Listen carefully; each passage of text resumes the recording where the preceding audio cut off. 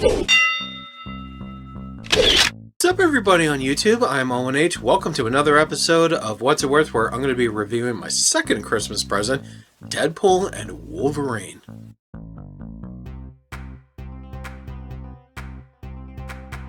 In this raunchy, action-packed threequel, Wade Wilson tries to live a simple, quiet life until he's taken on his birthday by TVA agents.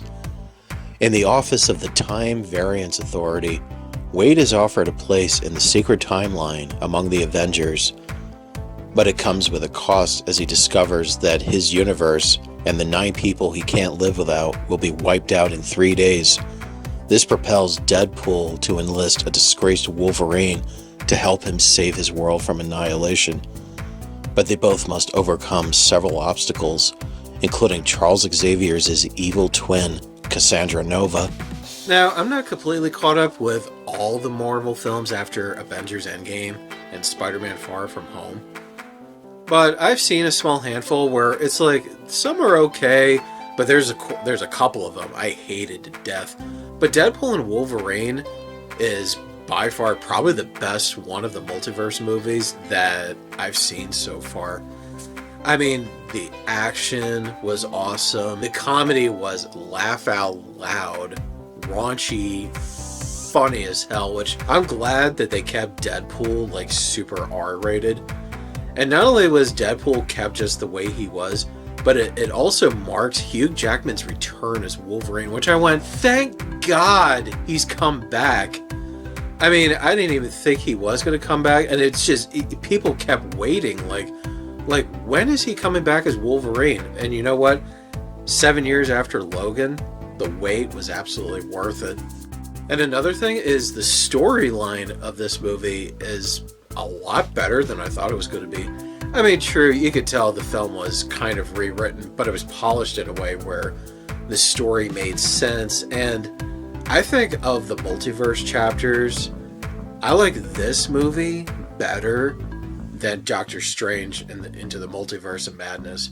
In the Multiverse of Madness, when they explained the multiverse, it was so confusing. Like it kind of made sense, but you get lost like real quickly. And you're like, with Deadpool and Wolverine, when they just talk about anchor beings and all that stuff, they kept it very simple and made sure the story did make sense without so much exposition. It makes you go, what?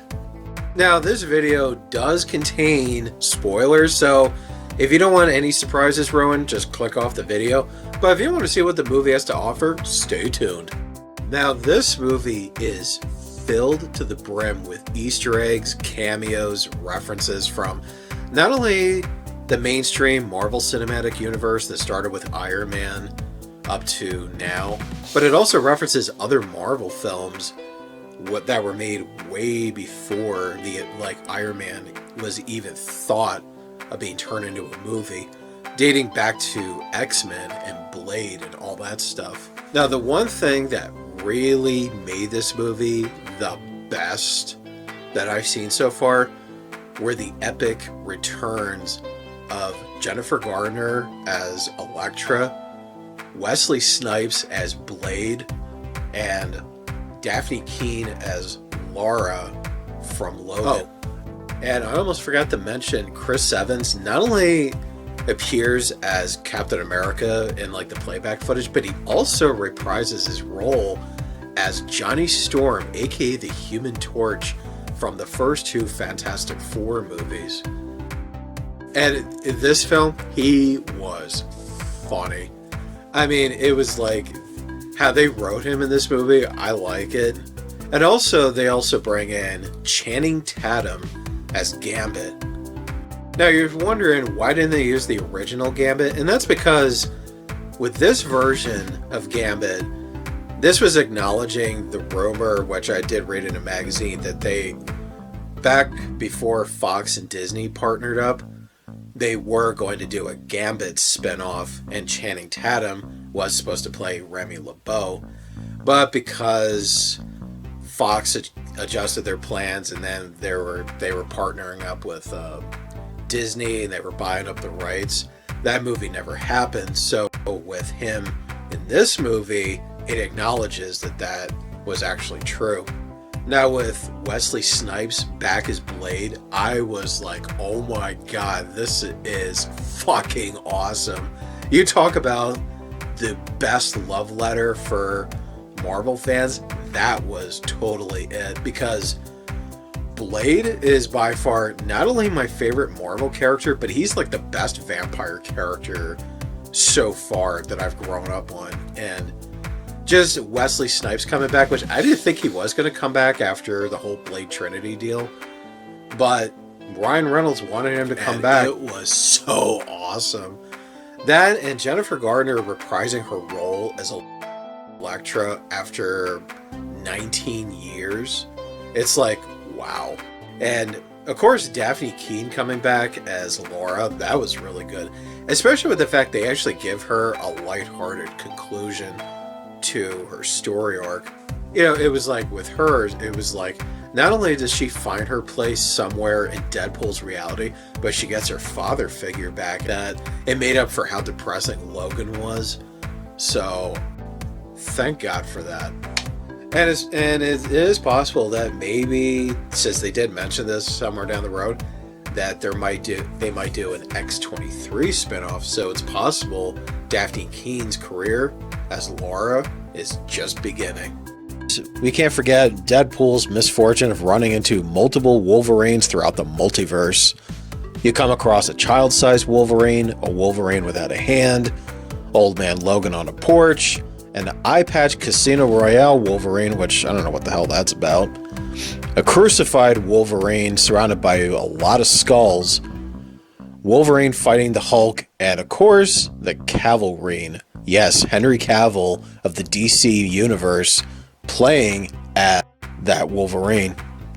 And also the coolest thing is Ryan Reynolds casted his entire family, his wife Blake Lively and their 2 daughters as Lady Pool, Kid Pool, and Baby Pool. And also there's the controversial Nice Pool, played by Gordon Reynolds, in which it's kind of debatable whether he's really Ryan Reynolds' twin brother, or is he just a doppelganger that's just taken up Reynolds' last name. It's kind of left up in the air. I don't know the full story, so... Oh, and another shocking cameo is Matthew McConaughey doing the voice of Cowboy Pool. And what drove me nuts is to like, where have I heard that voice before? Looked it up in the credits. Oh my god! The thing that I also love about this movie was the movie's main villain, Cassandra Nova, Charles Xavier's evil twin sister, which they went by the comic books of this one, her origins, and it's just how evil she is. And also, like, it shows how invasive she is when she actually sticks her hand into your skull to just dig into your thoughts and your memories and your mind and just know everything about you. It's just, and the woman who plays as her, Emma Corrin of Nosferatu and TV's The Crown, she did such an excellent job playing as this villain. I mean, she was amazing. I would have to say she was probably by far like the best X-Men character. And you know what? I hope somewhere in the future they bring her back, but she's going up against McAvoy's Professor X. Now, as much as I really enjoy this movie, and it's actually one of the best things I actually got for Christmas, there are some downsides of this film that they're very minor, but I feel like it's kind of worth bringing up. And one of the downsides of the movie was, as much as the story made a lot of sense and I really enjoyed it, it was the fact they spent too much time trying to cram so much references and Easter eggs and like cameos into this one movie. I mean, I could see why Ryan Reynolds wasn't too happy with the production process of the film. As a matter of fact, there was rumors he was frustrated with Marvel with what they were doing. And also, he was also frustrated with the fact that he was merging his Deadpool with the Marvel Cinematic Universe, which wasn't what he wanted. Because originally, back then, they were supposed to do soft reboots of Wolverine and Deadpool. But after COVID, it was like they just changed their minds and they just decided to merge all their previous Marvel films with the Marvel Cinematic Universe. So it was like I could understand Ryan Reynolds' frustration at that point. So, but above all, the movie turned out a lot better than I thought it was going to be. Another thing about the film that I felt like I just want to beat the crap out of Mickey Mouse's clone was the fact that they tried to lead on that Deadpool was full-fledged gay. Deadpool is not gay. He's bi. In the first two films, he did crack gay jokes, but in Deadpool and Wolverine, it's a lot more frequent that it was like they were making it out he was gay and he's not. And I hate it when they do that to some characters. And there was other elements where he's touchy-feely with the guy characters like Wolverine, Johnny Storm. Another thing that they emphasized further that he was gay was they give Deadpool a lisp that you hear throughout most of the film. In the first two films, he never had a lisp, but in this one, he does. Another thing about this movie that I felt was kind of unnecessary was the fact that Wolverine says the F word like almost throughout the entire movie, which I felt like it was kind of forced and very unnecessary. I mean, sure, in Logan, he did say the F word several times, but it's much more frequent in Deadpool and Wolverine. Like, he says it throughout the entire movie, which kind of felt unnecessary.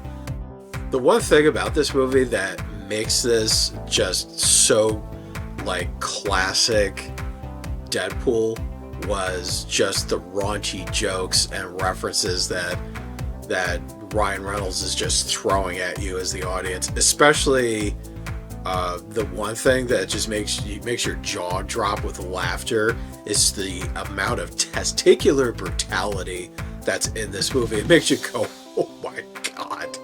It's like, some of it's brutal, but it's like funny as hell at the same time. Sometimes I would find it disturbing, but in the case of this movie, I was laughing so hard. I mean, I just went like, god. Oh, there's one thing I almost forgot to mention. You're probably asking, where's Weasel? Where's Wade's worst best friend, the bartender? Well, the reason he's not in this movie is because TJ Miller and Ryan Reynolds had a fallout. It was where Ryan Reynolds kind of acted in a way that made TJ Miller uncomfortable. You could read the article. And when that happened, TJ Miller swore he would never work with Ryan Reynolds ever again after what Reynolds did. But of course, you know, Ryan contacted him and they both worked out each other's differences. So it's possible you might see Weasel back in Deadpool 4 if they ever make it. So where would I rank Deadpool and Wolverine? I'm going to give this a solid almost full price. Despite the fact they were trying to cram too much Marvel references and Easter eggs throughout the entire movie, and some little downsides here and there, it's still really good. Definitely not a movie to show your kids, but it's definitely one of Marvel's multiverse chapters that actually stands out as the best. And you know what? I cannot wait to see Deadpool come back for a fourth installment. I don't care if he's involved with the Avengers or not, but I definitely want to see Wolverine get involved with the next two Avengers movies, Doomsday and Secret Wars. Okay, so I am done reviewing Deadpool and Wolverine. I'll be moving on to something else. Could be just something random. So until next time... Suck it, Fox. I'm going to Disneyland. Get fucked!